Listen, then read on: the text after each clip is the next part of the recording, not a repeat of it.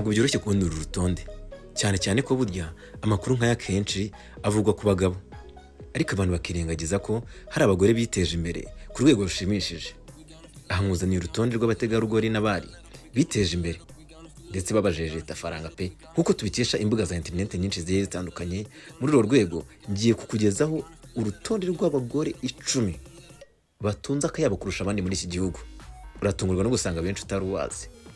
Kora subscribe, like, unaduhe comment rega utubwire unduzi ntawuzi ndabizi, kugira ngo ibintu byacu bikomeze bitere imbere, ariko nanone tukugezaho amakuru, uduhe igitekerezo, icyifuzo n'inyunganizi. Ndagusuhuje, nitwa Muri Rwanda rw'ejo. Ku mwanya wa 10 turasanga umushoramari w'umugore uzwi ku mazina ya Munyaneza Francine. Uyu mudamu yishoreye mu by'ingufu no kuzigama ikirere solar energy, yafatanyije ndetse anashinga icyitwa African Business Heroes. Amakuru dukesha cyitwa Jack Ma Foundation ivuga ko ari umwe mu badamu b'abashoramari bakomeye muri iki gihugu, kandi akaba yarakuye abantu benshi mu bukene, nawe ubwo akaba yariteje imbere bikamushyira kuri urutonde. Ku mwanya wa 9 turasanga witwa Josephine Uwineza, bamuzi cyane bamwita Fina. Uyu mudamu w'umushoramari ni umushoramari mu by'ubucuruzi no mu bikorwa by'imibereho. Yashinze icyitwa microbrewery izakoresha abakozi b'abagore gusa, akaba ari nabikoresha. Akaba ari umwe mu badamu bafite ubutunzi buhambaye ndetse bakomeye mu bijyanye n'ubucuruzi muri iki gihugu. Benshi muri kureba video ntabwo mubazi, nta nubwo mumuzi, ariko mwe n'umwe mu badamu biteje imbere bafite umutungo uhambaye.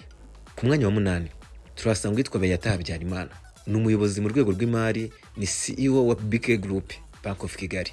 Akaba nawe icyitwa banking kimushyira muri uru rutonde rw'abantu b'abadamu bafite umutungo ukomeye cyane ndetse baniteje imbere muri iki gihugu, babera benshi urugero.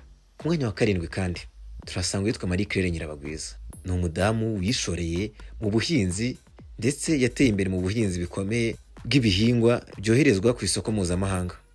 Iyi nkuru ikaba yaravuzwe mu kinyamakuru cyitwa Rwanda Dispatch ko ari umucuruzi ukomeye ndetse witeje imbere mu bikorwa mpuzamahanga. Ubuhinzi bw'iyo bikaba byaramugejeje ku gasongero ka bamwe mu badamu bafite umutungo ukomeye muri iki gihugu. Bumwe mu butunzi bwe rero ukamukira ku mwanya wa 7. Ku mwanya wa 6 turasanga witwa Priscilla Ruzibuka, ni umushoramari mu bijyanye n'imyenda. Yashinzwe icyitwa Kipepeo Kids Clothing, ikora mu guteza imbere abagore bakora mu umushinga wo kudoda. Muri make uyu ni umunyamyenda, yihangiye imirimo, ashinga ubukorikori mu bijyanye no kudoda, aho imirimo myinshi abagore bafite ubuhanga mu bijyanye no kudoda bimuteza imbere, bimugira umwe mu badamu bafite agatubutse muri iki gihugu. Ku mwanya wa 5 rero urasanga witwa Kate Bashabe.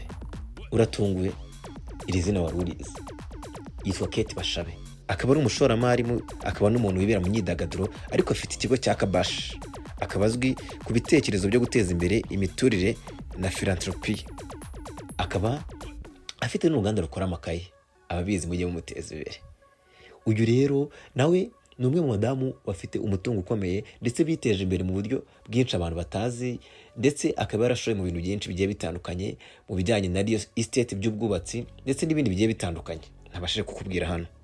Mu bushakashatsi twabashije gukora, nawe twasanze uru rutonde rumushyira ku mwanya wa 5. Ku mwanya wa 4 turasanga uwitwa Clarisse Iribagiza, ni umudamu yishoreye muri tekinoloji. Akaba ari co-fondatrice na CEO w'icyitwa Hehe Limited. Ibi bikorwa bya tekinoloji bikaba byaramuteje imbere ku rwego ruhambaye, bikamushyira ku mwanya wa 4 w'urutonde rw'abadamu bafite agatubutse kurusha abandi muri iki gihugu. Ku mwanya wa 3 yitwa Zulfati Mukarubega. Uyu nguyu yavuzwe nk'umwe mu bagore ba mbere b'abanyarwanda bakize. Yatangije restaurant, nyuma agira ishuri ryigisha turano n'imyuga, Rwanda Tourism University College, ngira ngo murarizi ishuri rya RTUC. Uyu rero ni umwe mu badamu bakize biteje imbere ku rwego ruhambaye. Akaba yarishoreye mu bijyanye n'amarestaurant ndetse n'ibijyanye na education, amashuri. Ibi bikaba byaramukijije kuko bikaba byaramugize umwe mu badamu bafite agatubutse muri iki gihugu, ngira ngo benshi bo bareba banamuzi. Mbere ko mugera ku mwanya wa 2, duhe comment y'ibyo uri kumva. Kora like niba wakunze aya makuru. Tujye tubana umunsi ku munsi. Wewe hano dusaba andi ushaka ko twagushakira, nicyo twazi hano kuri YouTube. Ku mwanya wa 2 turasanga uwitwa Sonia Mugabo. Uyu ni umunyamidelikazi ndetse wishoreye no mu mikoreshereze ya modo na fashion. Akaba yarashinze ikirango cya Sonia Mugabo ku rwego mpuzamahanga, bikaba bimushyira ku mwanya wa 2 ku rutonde rw'abadamu bafite agatubutse muri iki gihugu.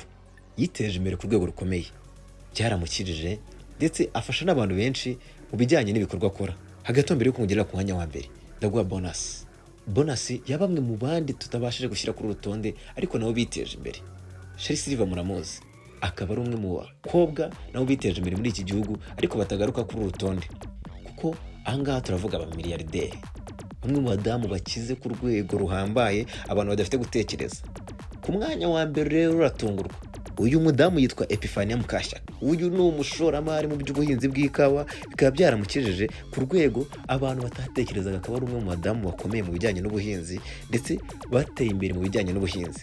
Yashinze icyitwa Buff Coffee, iyi ikaba yaramushyize ku rwego mpuzamahanga mu bijyanye n'ikawa. Akaba ari umwe mu bantu barepresenta igihugu mu bijyanye n'ubuhinzi bw'ikawa. Yiteje imbere ku rwego rukomeye. Kuri uru rutonde ntabwo twabashije kumenya ingano y'umutungo wose w'aba badamu, kuko n'aya makuru ubwayo ari umwe mu makuru yatugoye kubona uru rutonde kugira ngo tugwize abantu 10. Igihe tuzayabamenyera tuzaza tubabwira inkomoko y'imitungo yabo kuri buri umwe. Niyo ushaka uzatubwire tugukorere inkuru ya buri umwe n'inkomoko y'umutungo we mu buryo burambuye muri research zindi tuzakora ziri imbere. Kubona urutonde si ibintu byoroshye, gupima neza mu Rwanda noneho ukamenya ngo abadamu biteje imbere. Amakuru y'abadamu ntakunda kujya hanze, ndagira ngo benshi ayo mazina nibwo bwa mbere bayumvishe, kuko nta rutonde rufite amakuru ya buri wese nk'uko bikorwa mu bindi bihugu bimwe na bimwe. Abana b'abakobwa bakize benshi bashobora kuba bafite umutungo binyuze mu miryango cyangwa mu nkomoko zabo, ariko ayo makuru ntaba asohoka kenshi mu ruhame. Urutonde nakubwiye rero nicyo bita estimation. Ni urugero rw'abantu bazwi cyane mu bucuruzi no mu iterambere ry'imari, ndetse tukaba twabikesheje imbuga nyinshi za internet zigiye zitandukanye. Ntago ari igipimo cy'amakuru yatanzwe na ba nyir'ubwite. Wewe wabanye nanjye guhera ku munota wa mbere kugeza ubu, ukaba wakoze subscribe, ukaba wakoze like, comment, none bishobora ukore share, ubyereke bagenzi bawe. N'ubu utaruzi ko ari umukire ngira ngo urabimenye, oya ufite kuba utaruzi ko ari umukire ahubwo uwo bishidikanyagaho, abo badamu ndabakweretse. N'abandi ushaka ko mukorera ni vuba cyane.